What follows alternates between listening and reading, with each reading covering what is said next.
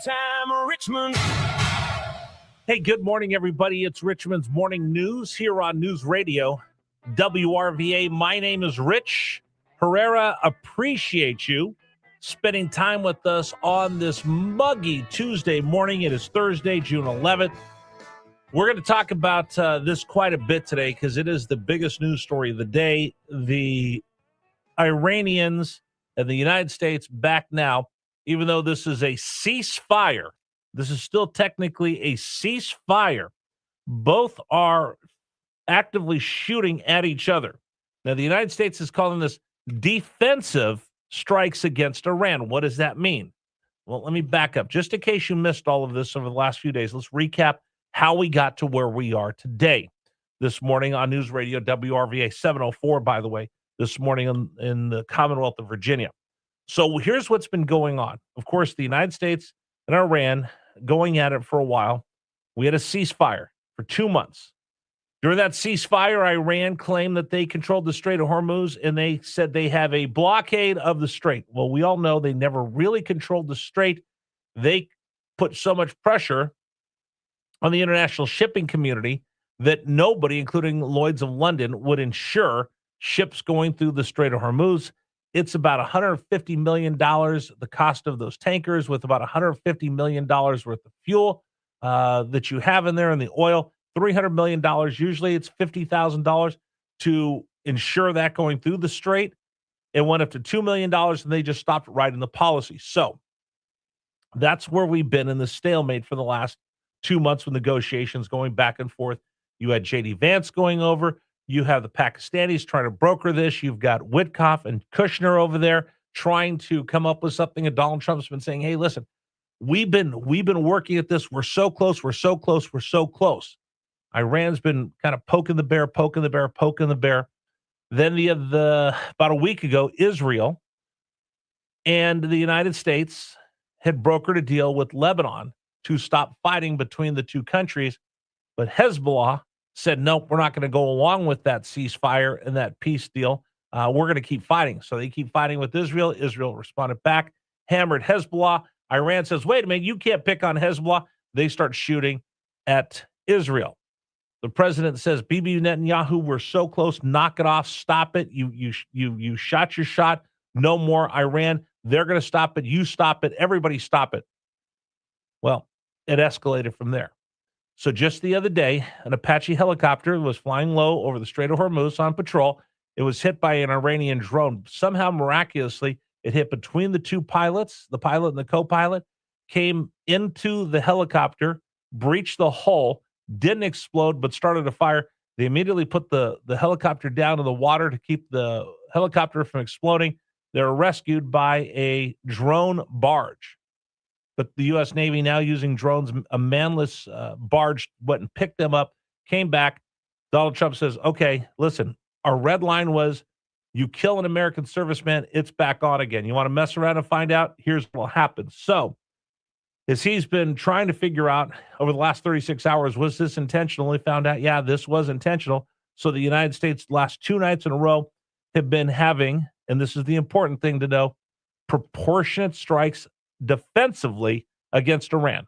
So what is that? That is semantics saying, mess around and find out, but we're not going to escalate this thing because we still want to get to the peace table. And if you come to the peace table, then we could try to negotiate a way to get out of this. Iran is asking for a lot, not giving much up. They say, we'll talk about our nuclear program years from now, but right now you need to show us good faith by unfreezing our money. By the way, we're still going to control the Strait of Hormuz, and people are going to have to pay a tribute tax to get through there. That's what we're willing to do. We'll stop all this, but you have to give us money up front as a gesture of good faith. The United States dismisses that out of hand because it's the most ridiculous offer you've ever seen. So where are we today? Just in case you're wondering. The United States last 2 nights have been launching attacks. I think it was 40 some odd Tomahawk missiles hammered Iran yesterday. The United States also sending fighter jets flying without any harassment because they have complete air dominance over the skies of Iran. So the attacks began. Once again, they have a list of targeted attacks. of what they're trying to take out. It looks like, once again, they're softening up any type of command control and defensive systems that the Iranians have. Now, the Iranians have lost about 80% of their ability to strike the United States assets, allies, or Israel with missiles. They had buried much of them during the first part of this fight between the two, unburied them, using them to strike, and every time they kind of pop their head up, it's like whack-a-mole. As soon as they're seen and the U.S. finds out or Israel finds out where they are, boom, they get taken out. So what's going to go on next? Well, you notice Pete Hegseth. We missed this yesterday.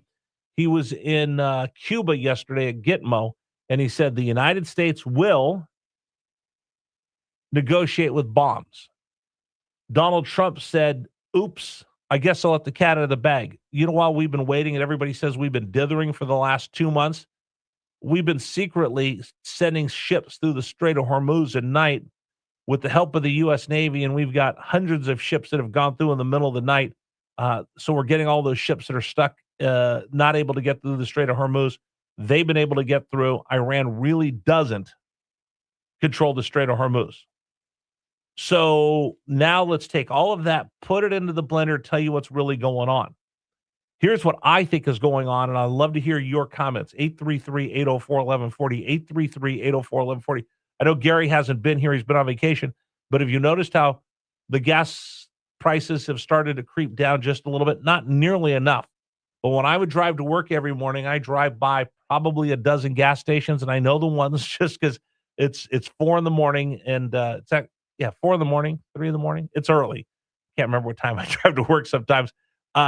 It's completely dark, but you really see those gas signs out there in the middle of the night.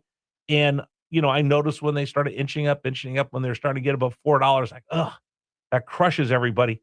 Now I noticed over the last week, they're starting to inch back down, and I see some down below $3.50 a gallon. So I'm wondering, well, why is that? Nobody said anything. Nobody's talked about it. Nobody said a word. You've just seen the price of oil dip back down. So it was above $100. That's when we were getting to $4.50, $5 a gallon. Now it's down to $85 a barrel. Why is that? Well, it turns out that the U.S. has been secretly escorting ships through the Strait of Hormuz, and all that oil hit the international market, and we've seen the price of oil dip back down to $80 a barrel. Donald Trump let that out of the bag yesterday. And like, why would you do that? If you just take each individual thing that everybody says on its own, it makes no sense. That's why Brent Hume yesterday on Fox News and brilliantly pointed out the president's having two different conversations. He's having one with, actually multiple conversations, one with the U.S. stock market and investors, one with the U.S. people. But the most important one is he's giving intelligence information to the Iranians to put together a report to know that you done messed around and you're about to find out.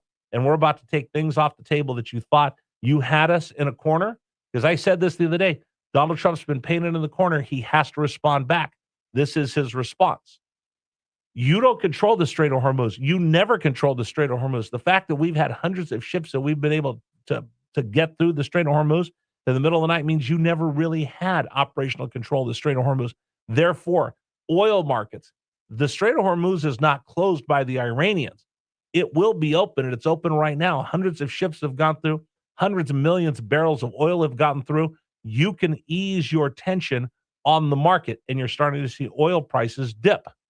That also tells Iran the big hammer, the only thing that you had over the rest of the world was your closing the Strait of Hormuz. Well, obviously, that's not true. You never had a blockade. You never closed the Strait of Hormuz. You just simply had worked with your proxies to scare the insurance companies off of issuing certificates of insurance for those ships to go through there. Well, now we've proven that we've got hundreds that go through there. That will open up Lloyd's of London and the rest to go, well, if hundreds have gone through, we can get our actuaries to get together and figure out the cost ratio for us. It's going to be below $2 million, probably above $50,000 is what it should be. Now you'll be able to get ships going through the Strait of Hormuz with the aid of the U.S. Navy. And again, I only know this because my son, in his aspiring military career, one of the big jobs of the U.S. Navy, power projection, and to ensure free flow of maritime traffic around the world. That's why we have such a big Navy. They're doing their job right now. So where does that leave the Iranians? Well, Donald Trump stopped short, and he's begging you to come to the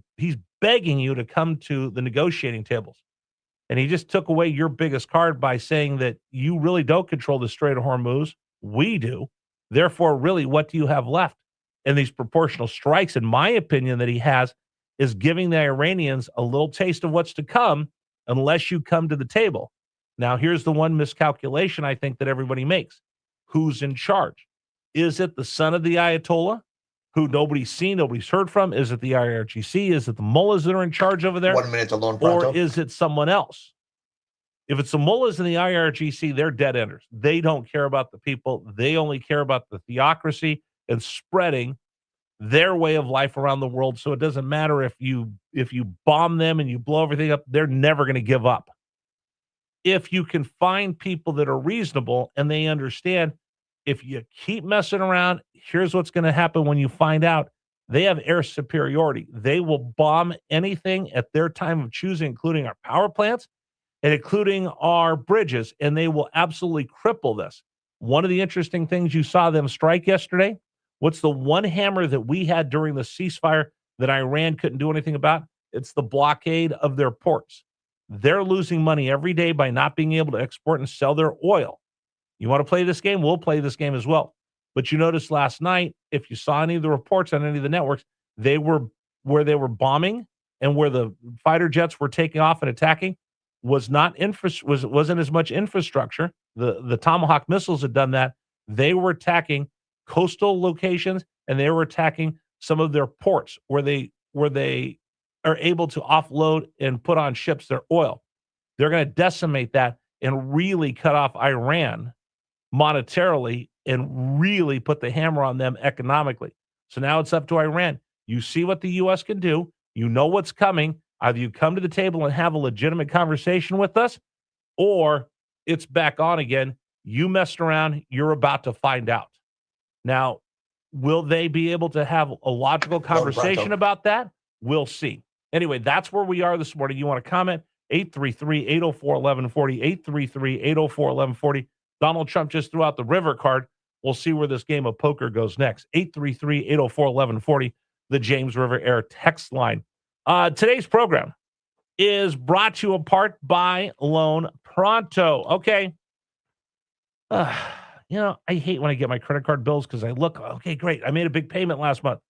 Dude, I still owe a ton of money. You have that conversation, it's because those credit cards are never going to come down. When you pay the minimum or just near the minimum, you just keep accruing interest. You're just paying off interest, not the principal. That's why they're able to give you these great credit card rates when you open up. But when you're at 29%, if you're just paying the minimum, you never catch up.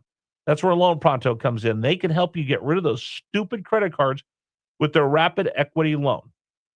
You could tap in your home's equity quickly and wipe out those stupid high-interest credit cards, pay off car loans, or even fund a project you've been looking to do, like re-roofing your house, putting on a new garage door, fixing your driveway. You could do all of that. One of their clients got $100,000 approved. It saves over $1,500 a month in those dumb credit card bills. You can do it all from your phone. No appraisal, no upfront hard credit pulls, no bank headaches, and you don't have to touch your first mortgage. Here's their website, loanpronto.com, loanpronto.com, or call them, 804-535-3860, 804-535-3860. That's loanpronto.com.